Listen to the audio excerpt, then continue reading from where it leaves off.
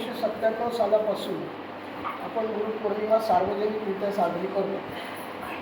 त्याच्या आधी 2 वर्ष 95 आणि 96 गुरुपौर्णिमा व्यक्तिगतरित्या साजरी केली जात असे. आज इतक्या वर्षांची आपल्या आश्रमाची गुरुपौर्णिमेची परंपरा आहे. आपल्याकडे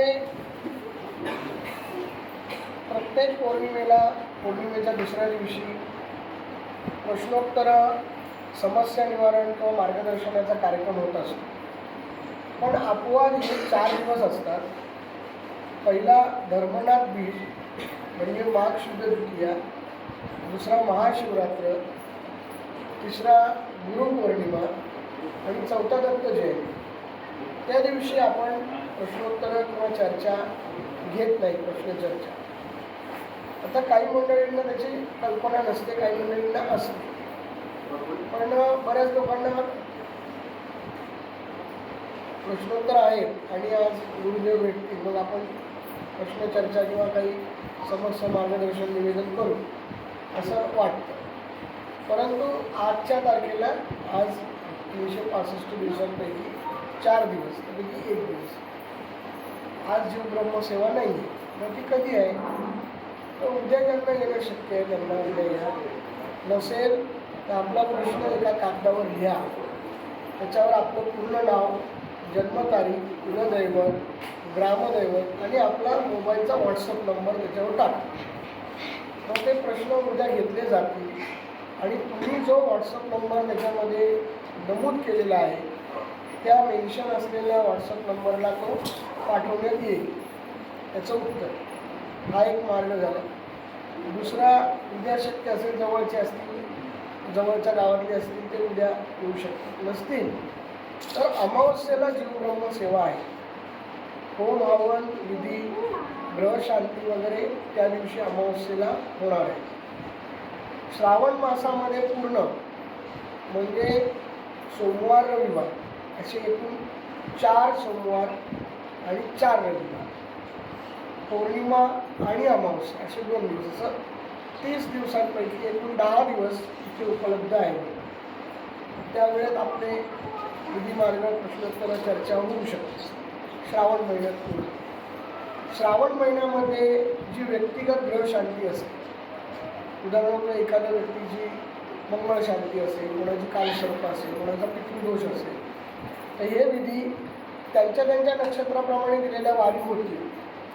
पण श्रावण महिन्यामध्ये पूर्ण महिनाभर येणारे 4ही रविवार आणि 4ही सोमवार, अमावस्या आणि पौर्णिमा हे सामुदायिक रुद्र हवन होणार आहे.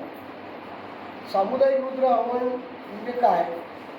तर कोणा एका व्यक्तीसाठी न करता समुदायासाठी, म्हणजे त्याचा फायदा आपल्या स्वतःला, स्वतःच्या परिवाराला, गोत्राला आणि समाजाला सुद्धा होतो. आलं लक्षात? समजा एखाद्या व्यक्तीची मंगळाची शांती असेल तर ती त्याची व्यक्तिगत आहे, बरोबर की नाही? त्याच्या मंगळ शांतीचा त्याच्या मुलाच्या मंगळाशी काही संबंध नसतो. कळलं का तुम्हाला? कारण ते व्यक्तिगत पूजा आहे. पूजा, अर्चना, साधना, उपासना कशा आहेत? नित्य, नैमित्तिक, काम्य आणि गुरु उपदिष्ट. नित्य म्हणजे दररोज सकाळी मी अंघोळ झाल्यानंतर देवपूजा करतो, ही नित्य झाली. काम्य म्हणजे मी वर्षातून एकदा सत्यनारायणाची पूजा घालतो, काम्य.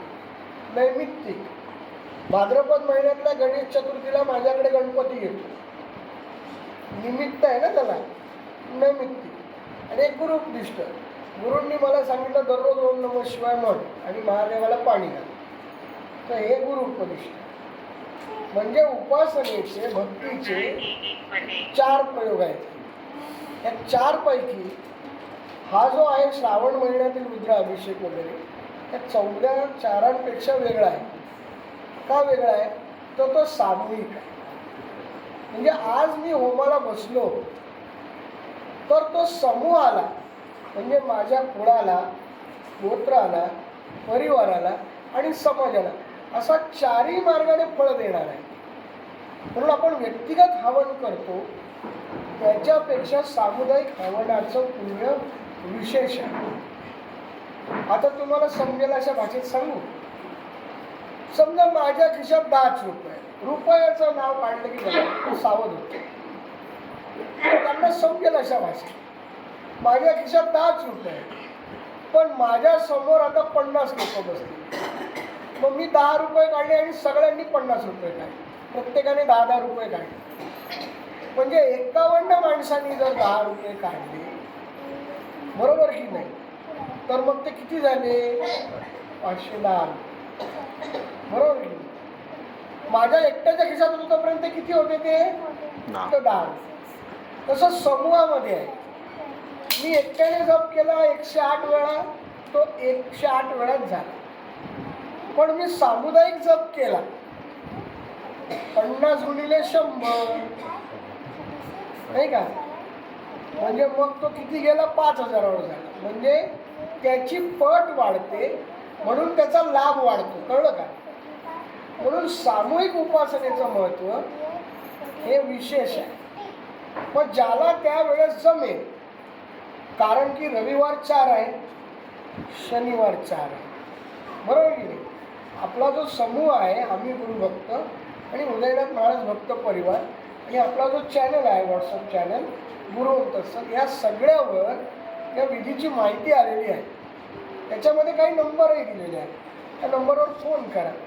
आता सगळ्यात महत्त्वाचं म्हणजे काय की मग याला खर्च किती, ठीक आहे.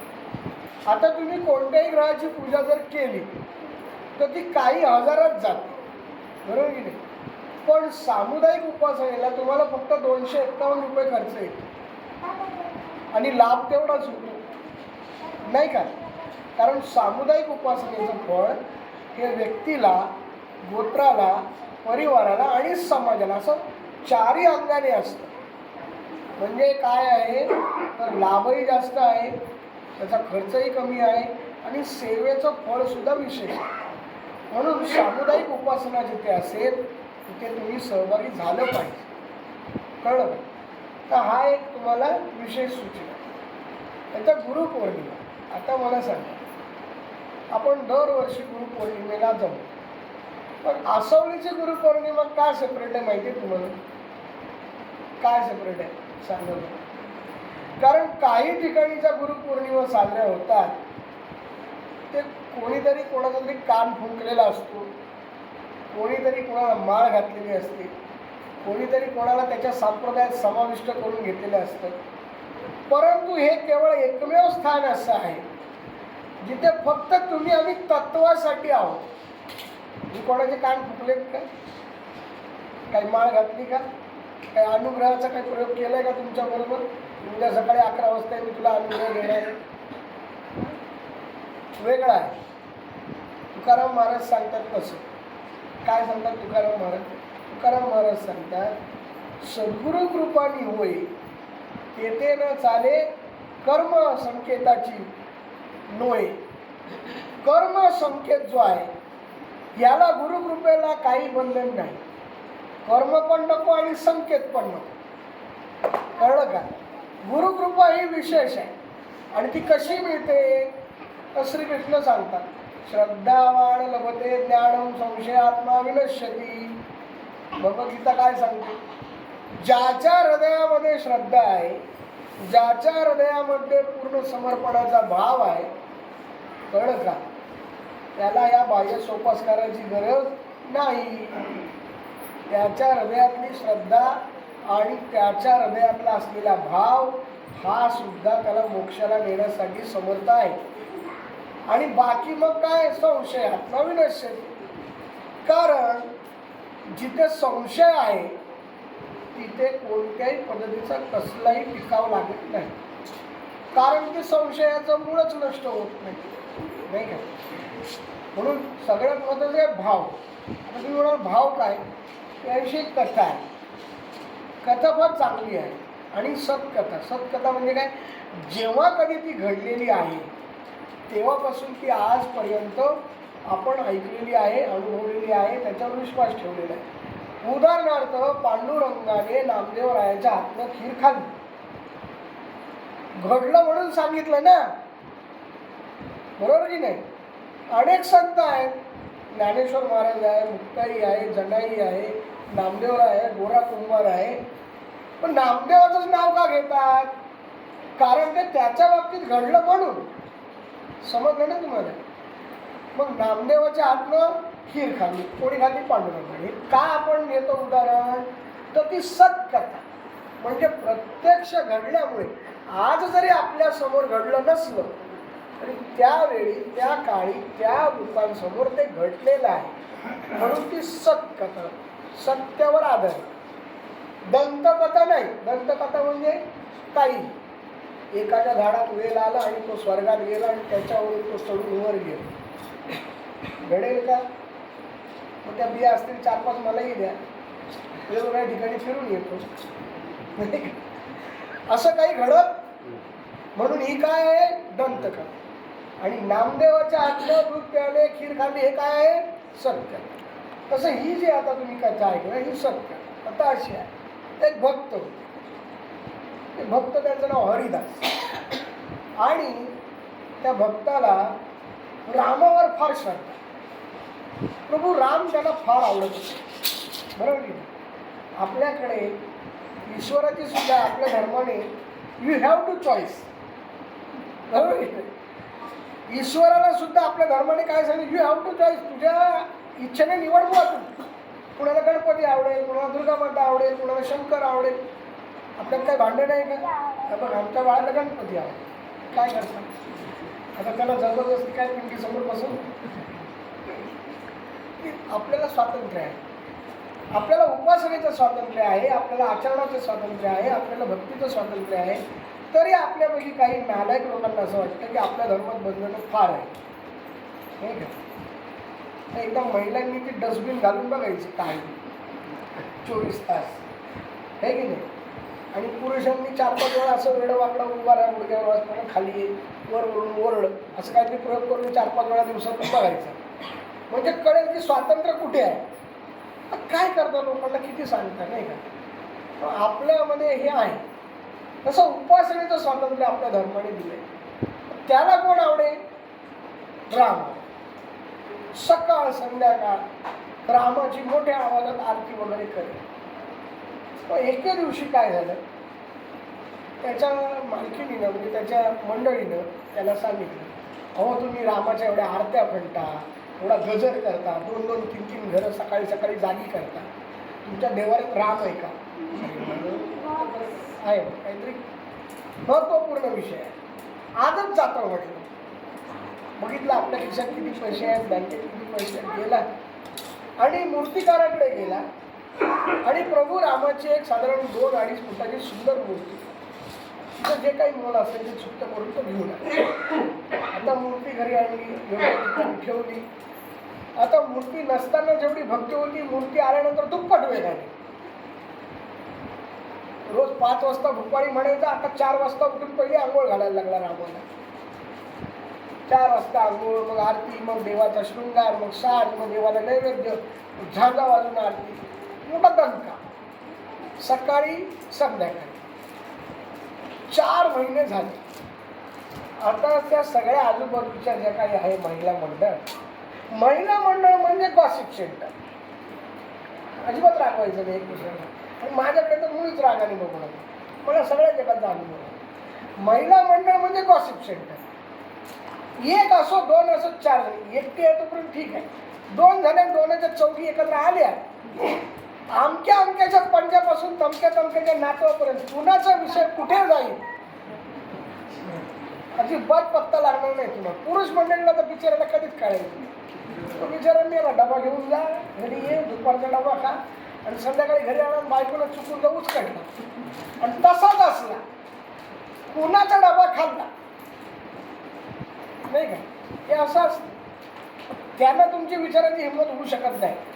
खाल्ला एक दिवस वडापाव, मित्रांनी दिला, नाही सांगू शकत. तो बरंच खोटं सांगला, आज काय लोक नव्हती, एक्सक्युटी झाली. हे पुरुष मंडळीचं आहे. महिला मंडळीचं वेगळं दुःख आहे. एवढी मी राबते ह्याला कळतच नाही. तुझ्या आजीने काय केलं, आईने काय केलं, ताईने काय केलं, माईने काय केलं, काय वेगळं आहे का ते? नाही का? आमची आजी तर आमचं शेतकरी कुटुंब. आता विचार करा, आमच्या गावात जवळपास 40 एकर जमीन आहे. आता करता काय, सकाळी 6 वाजता आजी भाकरीला लागायची, आमची आई लागायची भाकरीला. म्हणजे सांगण्यात पुढे काय की आपल्याकडे हे सर्वसाधारण आहे. त्यासाठी आपण असं हट्टाला पेटू नये की मी काहीतरी विशेष केलं, माझ्याकडे काहीतरी विशेष आहे. हे आपल्याला करणे आहे, ते आपलं प्राप्त करणे नाही का. त्यासाठी कुरकूर वाद वितरणं एक दुसऱ्यात करू नये असं सांगण्याचं तात्पर्य. पण मूळ मुद्द्यावर येईल. तर आजूबाजूच्या 4 ज्या महिला होत्या ते एकत्र आल्या आणि त्यांचं गॉसिप सेंटर सुरू झालं. एक म्हणली, काय का तू नवऱ्याला जरा शिकवणे, 4 वाजताच उठतो, झांजा वाजवतो आणि आंघोळ घालतो. रामभक्ती केली पाहिजे, आमचं पुढं म्हणणं आहे. देवळ आहे, सगळं आहे, हा घरातच देवळ करतो म्हणून.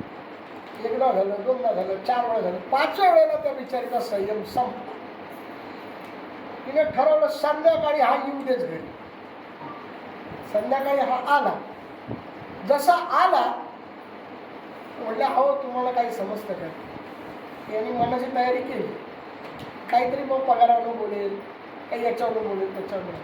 म्हणलं नाही, मला पण तू जरा समजावून सांग. म्हणजे 4 महिने झाले सकाळ संध्याकाळ तुम्ही झांजा वाजवताय, एकदा तरी रामाला तुमची दया आली. श्रद्धावान लभते ज्ञानम, त्याच्या विपरीत काय, संशयात्मा विनाश.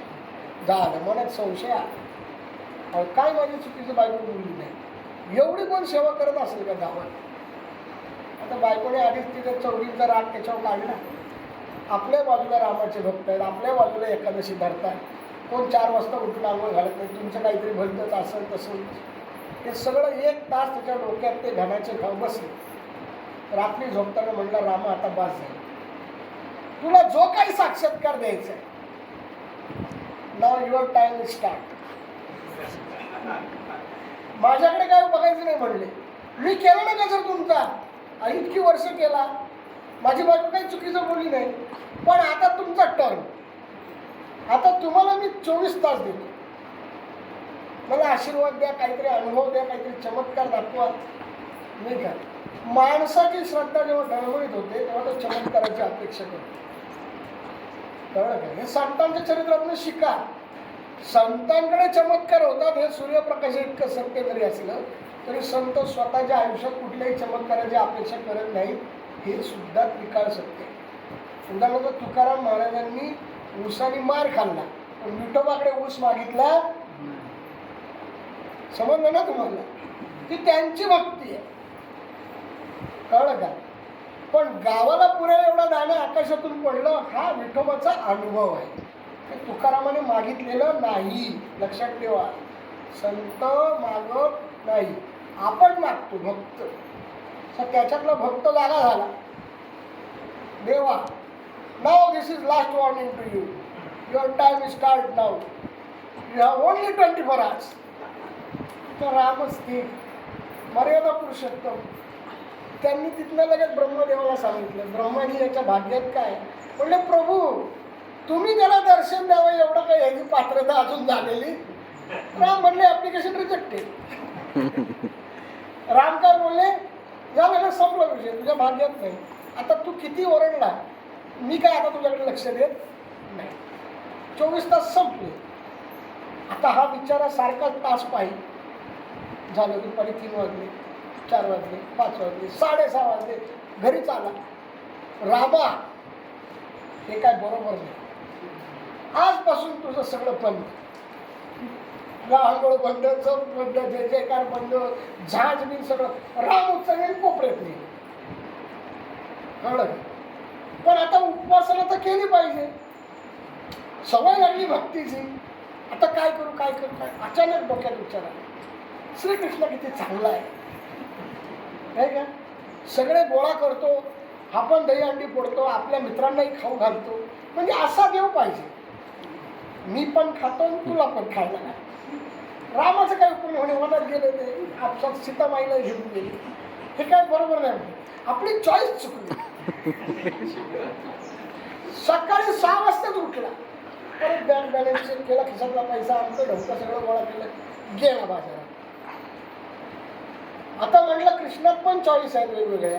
जगन्नाथ आहे, बाळकृष्ण आहे नाही का, विठोबा आहे, मुरलीधर आहे, गोवर्धनधारी आहे, सुदर्शनधारी. आता नेमका आणू कुठला? पण जो आवडेल तो म्हटला. मुरलीधर चांगला आहे म्हणे, सगळ्यांना गोळा करतो, नृत्य करतो, आनंद साजरा करतो, असा देव पाहिजे म्हणे. रामाचं काय मग धनुष्यबाण वगैरे हे काय आता नाही पटत म्हणले. आता संपला विषय. आता कृष्ण आवडला. मग कृष्णाची मुरलीधर रूपातली मूर्ती त्याने घेतली, घरी आली. आता रामाची 2.25 फूट होती, ही 3 फूट आणली. पण रामाला कळलं पाहिजे ना, तू पावला नाही म्हणून मी कृष्णाकडे गेलो, नाही का? आता साईबाबा पावत नाही म्हणून आम्ही स्वामींकडे जातो. उद्या स्वामी नाही पावले तर गजानन महाराजांकडे जाऊ, आणि गजानन महाराज नाही पावले तर गावच्या म्हसोबाला जाऊ, पण जाऊच. अशी आमची भक्ती. कळलं का? देवात खोट नाही, खोट कुठे आहे? पण आपण कुठे बघतो? तिकडे बघतो. तसं काय झालं म्हणे, आता 3 फुटाचा कृष्ण घेऊन आला. 3 फुटाचा कृष्ण ठेवला देवाऱ्यात. सकाळी 4 वाजता आरतीचा दणका. उठला, धूप लावला, आणि अचानक त्याच्या मनात विचार आला की आता मी रामाचा भक्त आहे का? पण ती हवा खिडकीत येते, मी धुपाचा सगळा जो धूर आहे, सुगंध आहे, तो रामाकडे चालला गेला. हे बरोबर नाही ना? मी दाखवतोय कुणाला? कृष्णा. मग संतापाला त्याला, रामा तुला माझ्या धुपाचा सुगंध घेण्याचा अधिकार, तुमचे 24 तास संपले. आता तुमचा माझा संबंधच काय? आता काय करू? म्हणजे हे रामाला सुगंध जाणायला हवं तर थांबवू शकत नाही. याची सत्ता चालेल का हवेवर? नाही का? आता माझ्या हातात काय, माझ्या अवसरात काय, एवढे मोठे कापसाचे गोळे तयार केले. गेला रामापाशी, एक डाव्या नागपुडी ते उजव्या नागपुडी. राम तुला आता सुगंध घेण्याचा अधिकार नाही. सर रामाच्या जसं नाकात कापूस घातला, बघा अद्भुत चमत्कार. प्रभू राम तिथे प्रगट झाले. आता वाटलं आता बाणबीण मारतात की काय. आधी नाकात कापूस घातलेला, घाबरला, त्याला पाया पडायचं सुधरेला. प्रभू म्हणले आधी कापूस तर काढ येणे. त्याने कापूस काढला. म्हणे खरंच तुम्ही आले? अरे म्हटलं मग आलो ना. तुम्हाला 24 तास दिले होते, त्याचं काय? ते म्हणे ते तू मूर्तीला दिलेले, मला नाही. समजलं तुम्हाला याचं मर्म? प्रभू राम काय म्हणले, ते तू मूर्तीला दिले, मला नाही दिले. जेव्हा तुला कळलं की राम सुगंध घेत आहे, म्हणजे राम तिथे जागेवर बसलेले आहे, तेव्हा मी तिथे आहे. हे भक्तीचं मर्म लक्षात ठेवा. नाही तर आपण नुसते फोटो बदलू भक्त होऊ नका, नाही का? आज गळ्यात शनिवार आहे, मारुतीचं भक्त, नाही का? उद्या आला रविवार, खंडोबा प्रसन्न, बिलकुल एकपट जय म्हणणार. सोमवार आले महादेव, ओम नमः शिवाय त्या गदर सकाळपासून गदर. मंगळवार आला की झाली आमची गावाला आलीच जाणूबाई प्रसन्न, नाही का? बुधवार आता बिचारा कोणाला शोधावा, मग आम्ही जातो पिशवी घेऊन काळी थैली. समजलं ना? पिशवी काळी थैली घेऊन. आता त्याचं कोणाचे संबंध नाही. ते आपल्या लक्षात येत नाही की बुधवार विठोबाचा आहे. आपल्याला कसं तरी 3 दिवस आपण कंट्रोल केला जिभेवर. 4थ्या दिवशी आपला कंट्रोल काहीतरी खायला वेगळं पाहिजे, गेला थैली. गुरुवार आपण एकदम दत्तात्रयांच्या चरणी लोटांजन घालून मोकळे, नाही का? गुरु दत्तात्रय प्रसन्न वस्तू, स्वामींच्या काय भूपाळ्या आणि काय आणि काय. अरे बापरे बापरे, नुसतं दणकाच. शुक्रवार आला की पुन्हा आपण देवी भक्त झालो. शनिवारी परत मारुतीराय, आणि मारुतीराय जरी नाही आठवले तरी शनी महाराज तर सुटतच नाही. गेलाच तेल घेऊन. का तर काही करा पण माझ्याकडे येऊ नका. आपण शरीला तेल का घालतो ना? भक्तीपोटी घालतो की भीतीपोटी घालतो?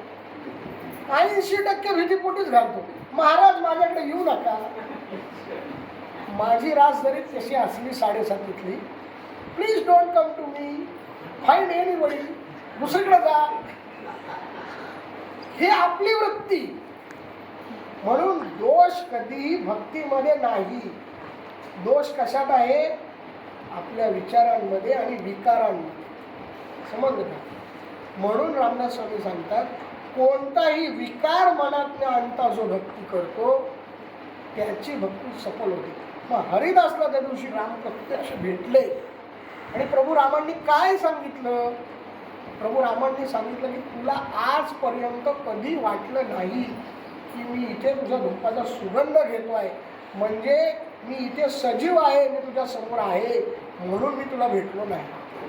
आणि ज्या क्षणी तुला वाटलं की मी सजीव आहे आणि मी श्वास घेतोय, मी त्या श्वासाबरोबर तुझा धूप घेतोय, त्यावेळेस तू जो भाव तुझ्या हृदयात आला त्या भावापोटी मी प्रगट झालो. अन्यथा या जन्मात तुझ्या भाग्यात रामदर्शन नाही. काय सांगितलं रामांनी? या जन्मात तुझ्या नशिबी रामदर्शन नव्हतं. पण तुला का प्राप्त झालं? त्याला कारण तुझा भाव. म्हणून संत सांगतात की भावापोटी देव भेटे, भावापोटी देव भेटे. तुमचा भाव चांगला पाहिजे. कळलं का? तुकडोजी महाराजांचा अभंग प्रसिद्ध आहे, मनी नाही भाव देव मला पाव. कसं पावेल देव? नाही पावणार. पण हृदयामध्ये आधी भाव आणा. देव हा भाव भक्तीचा मुख्यला. भावापोटी जन्म घेईलची भक्ती श्रेष्ठ आहे. कळलं का? म्हणून मी तुम्हाला सांगतो, नित्य नैमित्तिक इत्यादी कर्मजंजाळामध्ये न अडकता हृदयापासून भगवंताला हाक मारा.